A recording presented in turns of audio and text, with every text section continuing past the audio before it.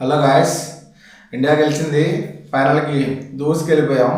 So చాలా సంతోషంగా ఉంది. నేను చాలా కంగారు పడ్డాను. ఎందుకంటే ఇంగ్లాండ్ టాస్ గెలిచి చేజింగ్ తీసుకుంది.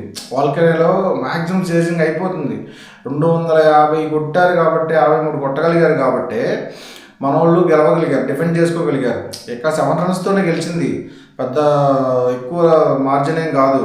సో ఇక్కడ హైలైట్స్ చూసుకుంటే అక్షయ్ పటేల్ పట్టిన 2 క్యాచ్లు హైలైట్. హారీ బ్రూక్ది వెనక్కి చూసుకుంటా వెళ్ళి క్యాచ్ పడతాం అంత ఈజీ కాదు.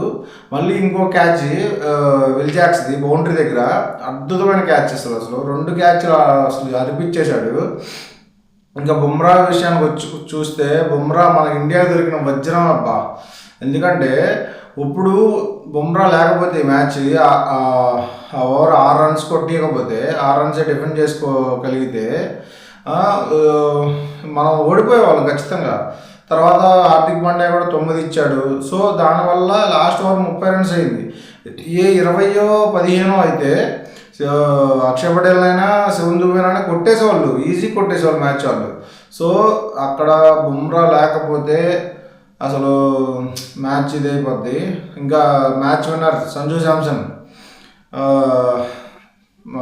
అసలు సూపర్ నాక్ ఆడాడు అనమాట. 89 back to back 50s. Century చేసింటే బాగుండేది, లాస్ట్ దాకా సెంచరీ చేసింటే బాగుండేది. ఇంకొకరి గురించి ప్రత్యేకంగా చెప్పుకోవాలి, జేకే బేతమ్. చాలాసేపు గ్రీజులో ఉన్నంతసేపు భయపెట్టేశాడు, ఎక్కడ మ్యాచ్ ఎత్తుకెళ్ళిపోతాడా అని. వాట్ ఏ 100, అసలు భలే ఆడాడు.